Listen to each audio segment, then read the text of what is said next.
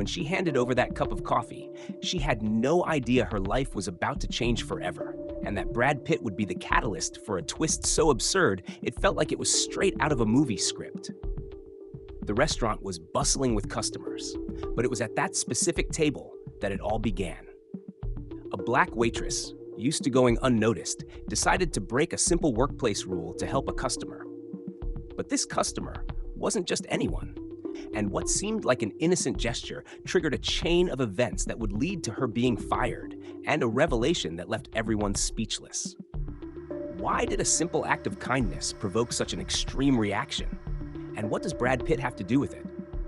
The answer to these questions is so unexpected it defies all logic. But one thing is certain: once you learn what happened next, you'll never see the world the same way again. Not every act of kindness is welcome. Sometimes it's a crime. That's what a waitress discovered when her attempt to help Brad Pitt landed her in the middle of a storm no one could have foreseen. It was an ordinary day. The restaurant was packed, as it always was on Fridays. The sound of cutlery echoed alongside muffled conversations, while servers rushed across the room with trays full and expressions of urgency.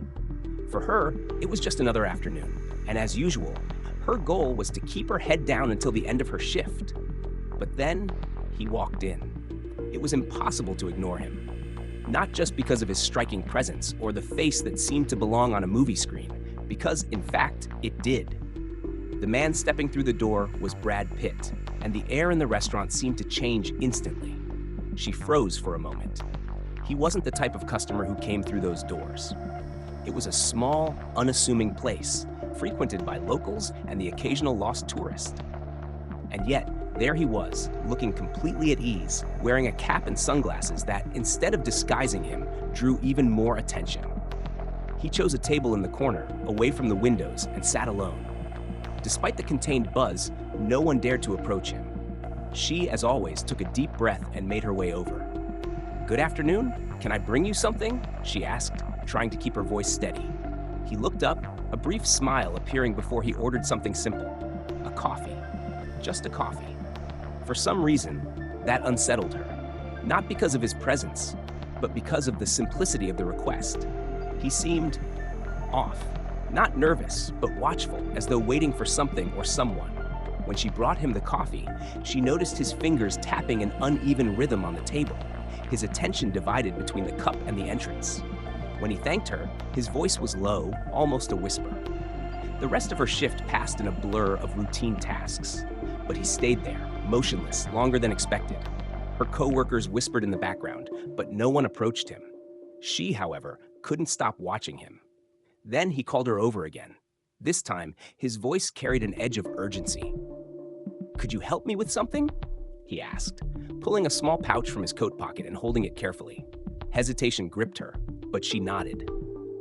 He placed the pouch in her hand and said only one sentence. "Don't open it, just keep it."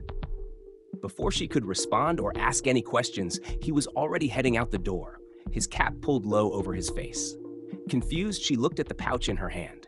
It was small, light, but the rough texture of the fabric made it feel like something very valuable was inside. Adrenaline began to course through her veins, and the dilemma hit her like a wave. Should she open it? Should she hand it over to her manager? Something inside her told her to leave it untouched. But curiosity, always treacherous, started to take hold. That's when they arrived. Men in dark suits with rigid postures stormed into the restaurant, their eyes scanning the room like predators hunting prey. She knew they were there for him, and her survival instinct made her quickly hide the pouch in her apron pocket. When they asked about Brad Pitt, everyone denied seeing him. She stayed silent, feeling sweat trickle down her back as the men pressed on, describing him with unsettling precision. They didn't seem like mere security guards. And in that moment, she realized she was involved in something much bigger than she could have imagined. As soon as they left, she ran to the bathroom, locking the door behind her. With trembling hands, she pulled the pouch from her apron and, against her better judgment, opened it. Inside was a small USB drive. Nothing made sense. Why would a famous actor hand something like this to an ordinary waitress? And more importantly, what was on that USB drive that had him being chased by men who looked like secret agents? Before she could think about her next move, a loud knock on the door made her jump. Open, now. The voice was firm, impersonal, and heavy with threat. She realized, with a lump in her throat, that there was no way out. She'd been thrust into a crossroads she hadn't asked for. And now, her life was on the verge of changing forever, in ways she could never have imagined. She hesitated for a second, feeling the weight of the USB drive in her hand. The knock echoed again, louder this time. Open. Now. The voice was sharper, more impatient, more menacing. Sweat trickled down her forehead, her fingers trembling as she tried to figure out what to do. She had no idea what was going on, but she knew she was in danger. She stared at the USB drive, wondering what it could contain. Pictures? Information? A bombshell file capable of ruining careers or lives? Or maybe it was something so trivial that all this tension was just a misunderstanding, something meaningless. But the expressions on the men's faces at the restaurant didn't suggest any kind of mistake. The pounding on the door grew more urgent, and she finally stood up, feeling the pressure in her chest intensify. Courage. What else could she do but move forward? In a snap decision, she slipped the USB drive back into the pouch and hid it inside the bathroom's storage cabinet, tucking it where no prying eyes could find it. Maybe it was better not to know, better not to take the risk. Yet something inside her, something she couldn't explain, told her this wasn't the moment to back down. She slowly opened the door, gripping the handle with trembling hands. On the other side stood a tall man in a dark suit. His expression was unreadable, but his eyes carried an intensity that made her entire body shiver. "You have something that belongs to him," he said in a low, calculated tone. It wasn't a question, but a statement. She swallowed hard, her heart pounding in her chest. She didn't know what to say. Should she lie? Deny everything? But she knew she couldn't fool this man. So assured, so precise. Her mind raced back to the USB drive, now feeling like a ton of bricks in her imagination. "I don't know what you're talking about," she said, her voice steadier than she felt. The man didn't move, but his stare sharpened. He was studying her, and she didn't like being the focus of his attention. In a swift motion, he stepped closer, closing the space between them in an instant. "Don't play games with me," he said, his voice dropping to a whisper. "You have exactly what we need, and if you don't hand it over, the consequences will be severe." A chill ran down her spine. The words "severe consequences" felt like a sentence, and somehow she knew he wasn't bluffing. But what could she do? Where could she hide the USB drive now? Her mind was a whirlwind of panic, but one thought pushed its way through the chaos. The pouch. It wasn't large, but it was inconspicuous. It had been made to blend in, to be invisible. Maybe it was the only thing standing between her and an uncertain future. She looked at the man and took a step back. "I don't know what you're talking about," she repeated, though her voice sounded less convincing this time. He smiled, but it was a smile that didn't reach his eyes. "We already know you have it," he said, shifting to block her path to the exit. The room seemed to shrink, the pressure mounting with every second that passed. She glanced toward the emergency doors, but it was clear he had her cornered. Any attempt to escape now would be futile. She felt her pulse pounding in her temples, adrenaline coursing through her veins. The only thing she had left was the USB drive. But if she handed it over, it would mean the end of everything. The life she knew, the security she thought she had, all of it would vanish. Yet, if she didn't give it up, the consequences could be even worse. In that moment, she felt her cell phone vibrate in the pocket of her apron. She glanced at the man, who didn't seem to notice the sound. Hesitantly, she pulled out the phone. Its glowing screen illuminated her face, revealing a message that made her blood run cold. It was from Brad Pitt. "Be careful with who comes after you. Don't open the pouch. They know everything." She didn't know what to do with the information. How did he know? And why had he involved her in this? At that instant, the man in the dark suit took a step closer, his eyes now devoid of patience. "Are you going to give us what we need?" he asked. She looked again at her phone, the screen's glow reflecting in her eyes. The weight of the decision bore down on her heavier than ever. She raised her head and, without a word, took a step back toward the door. But before she could leave, the man made a swift move. He caught her, his hands closing around her arm. "Don't run. You can't escape," he said, his voice laden with menace.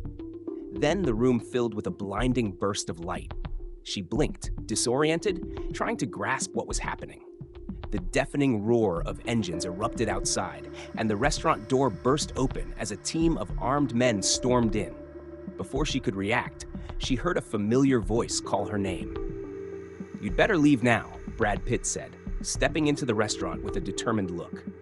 He glanced at her and, without another word, grabbed her hand.